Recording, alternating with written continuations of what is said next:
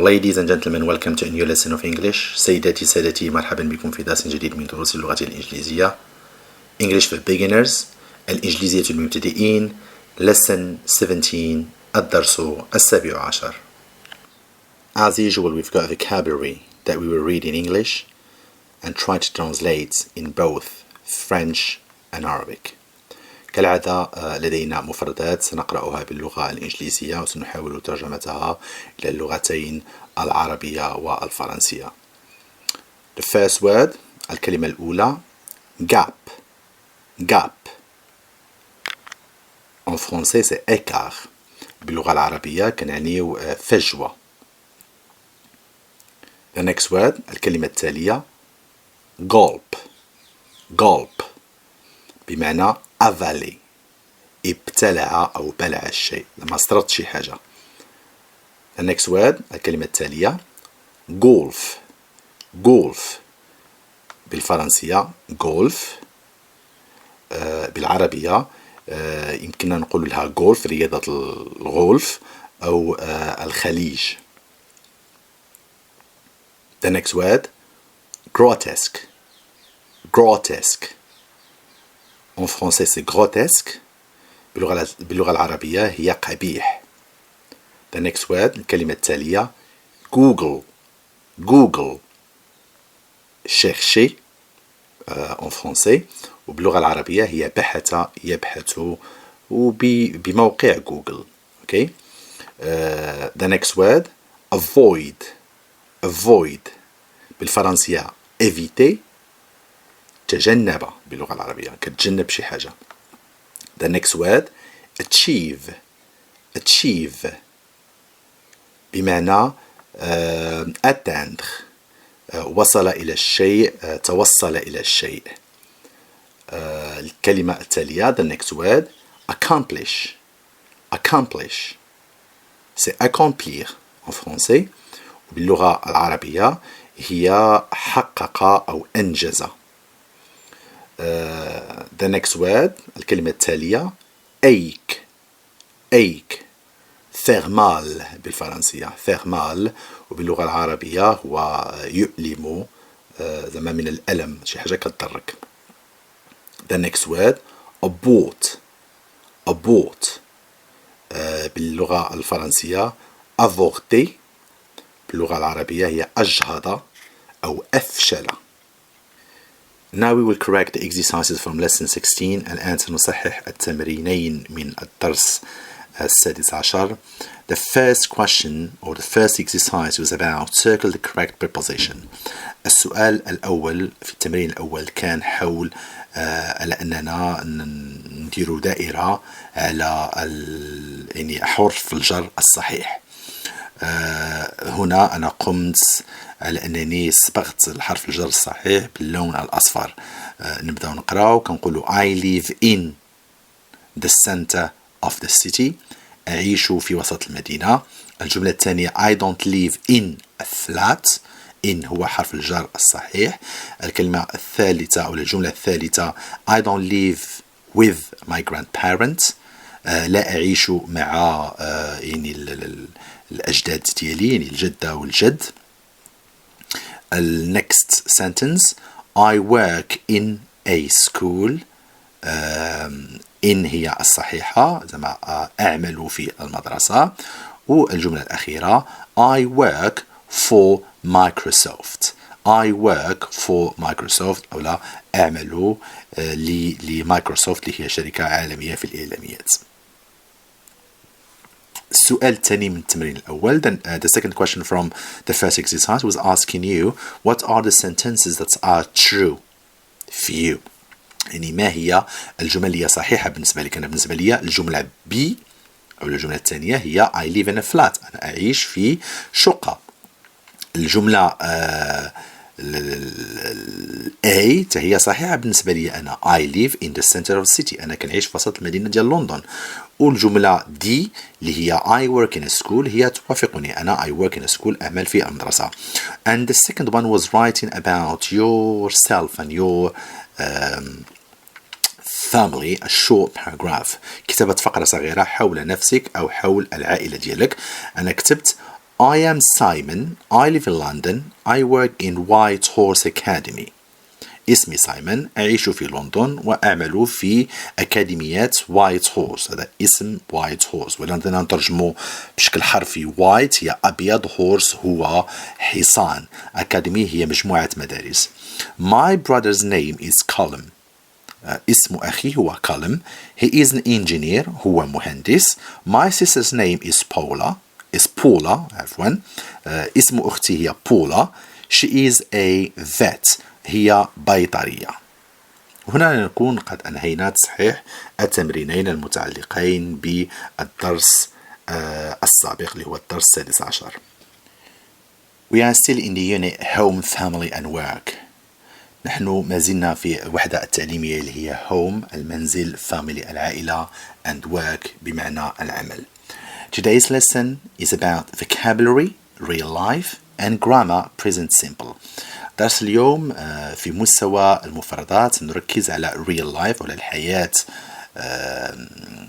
يعني اليومية، وخا real كتعني الحقيقية، ولكن إذا جبناها real life together، إذا درنا the word real life together it means الحياة اليومية باللغة العربية. وفي النحو grammar we're gonna work on present simple. في النحو غادي نتكلموا على ما يسمى بالحاضر. Okay, so let's start with vocabulary. سنبدأ بالمفردات. We've got the verb leave. عندنا فعل leave اللي هو في هذاك يعني البويضة مكتوبة leave, and I'll show you how we can use the verb leave in different context. وسأريكم على أن كلمة واحدة في اللغة الإنجليزية يمكن أن تستعمل في محتويات مختلفة أو بمعاني مختلفة. For example, leave في الجملة الأولى هي I live with my parents. أعيش مع أبواي ولا والدي. في الجملة الثانية نقدر نقولوا على أن أعيش I live in the center of the city في وسط المدينة. قد نقولوا I live in London. قد نقولوا I live in a flat يعني في شقة.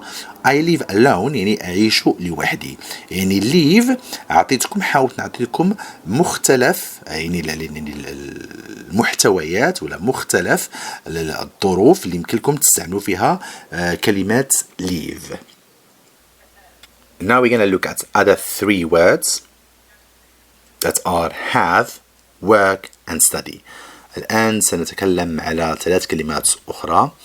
have بمعنى أمتلك، work أعمل، study بمعنى أدرس. نبدأ بالكلمة الأولى اللي هي في the top of the screen on the left، يعني في أعلى الشاشة على اليسار. have. I can say I have 2 sisters. يمكن أن أقول عندي أو أمتلك عندي هنا أختين. I have 3 children. عندي 3 أولاد أو أبناء. I have a dog. عندي كلب. I have a garden. عندي أو أمتلك حديقة في منزلي. الكلمة الثانية في الوسط اللي هي work. يمكن أن أقول I work for a big company. أعمل لشركة كبرى. For a big company. Company هي شركة. Work with computers. أعمل في يعني الكمبيوترات أو لا يعني الحواسب. I work in the center of the city. أعمل في وسط المدينة. Now we're going to speak about the last word.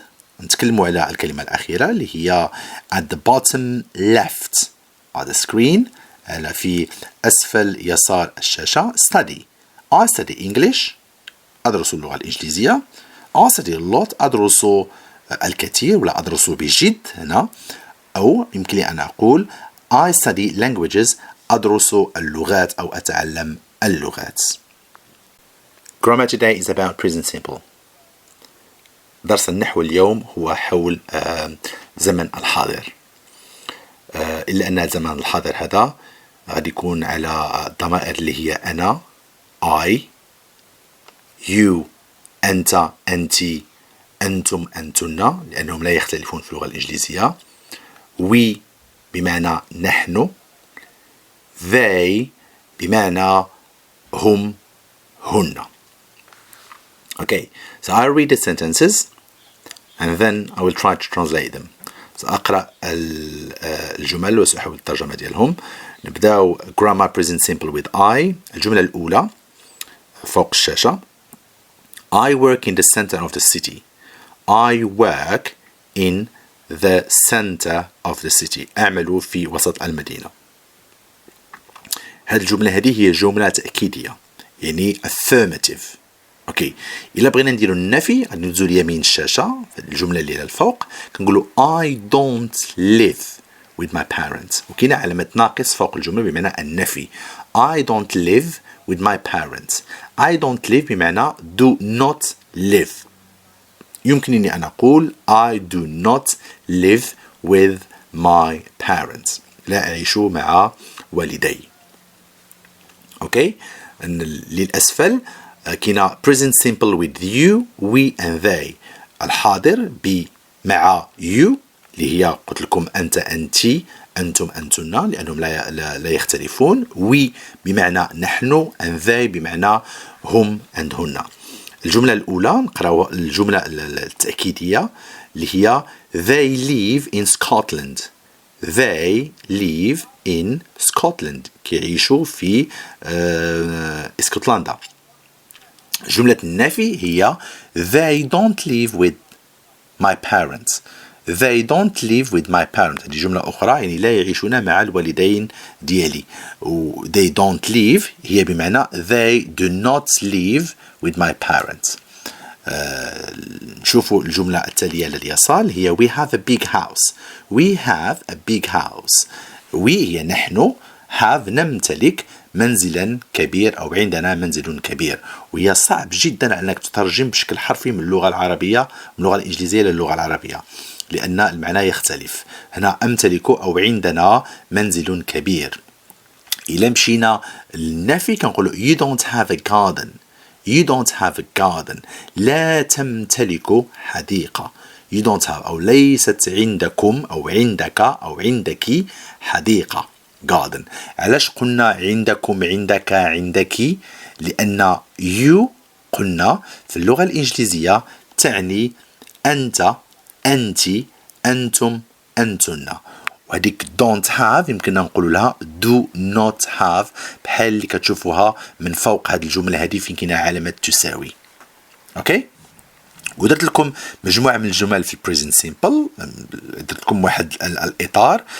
there is a table full of sentences of present simple. مجموعة من الجمل من present simple and you've got affirmative sentence and you've got a negative sentence. affirmative هي جملة تأكيدية و negative اللي على اليسار عفوا اليمين هي جمل النفي. so إذا قلت I speak Spanish أتكلم الإسبانية I don't speak Spanish في النفي. You play football تلعب كرة القدم. You don't play football.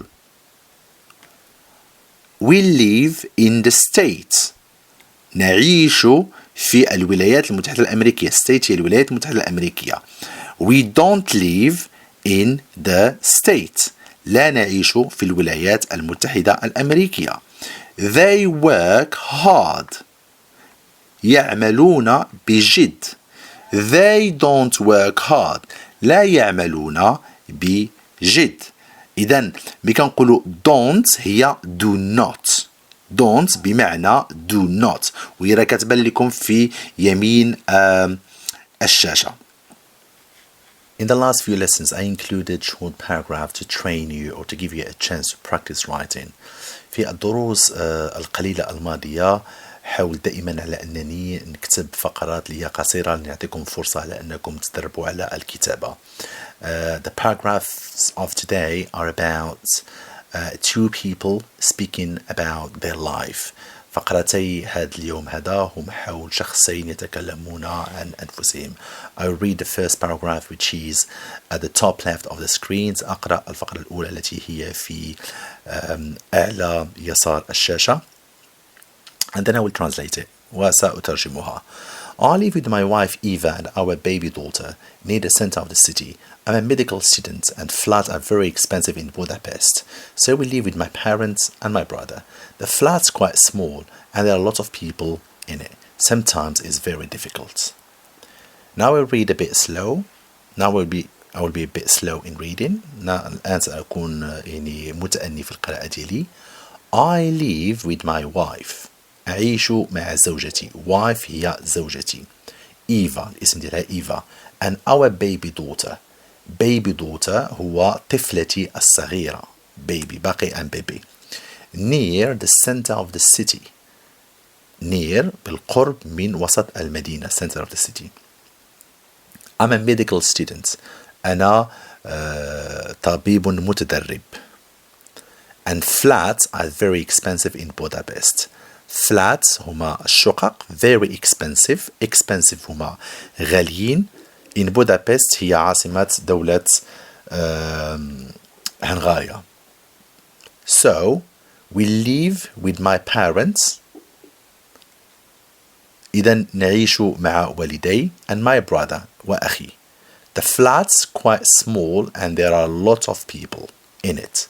Flats الشقة quite small صغيرة نوعا ما and there are a lot of people وهناك الكثير من الأشخاص فيها. Sometimes it's very difficult. في بعض الأحيان it's very difficult ما صعب جدا يعني صعب جدا الحياة. I will read the second paragraph which is at the bottom right of the screen. سأقرأ الفقرة على يمين أسفل الشاشة. الشخص يقول I live in a small flat in the center of the city and I work in the center too for a German bank. I don't live with my family. My parents live in Scotland but I have a lot of friends here in Manchester and I have 6 cats too, so I'm not really alone. I will read a bit slow or in a slow way or slow mode. سأقرأ بتأني. I live in a small flat in the center of the city. أعيش in a small flat في شقة صغيرة in the center of the city في وسط المدينة. Center of the city. And I work in the center too. I work أعمل in the center too في وسط المدينة كذلك. For a German bank. German bank هي بنك ألماني. I don't live with my family. I don't live with my family. هنا النفي. لا أعيش مع عائلتي. My parents live in Scotland. أبواي ولا والدي live يعيشون in Scotland في اسكتلندا.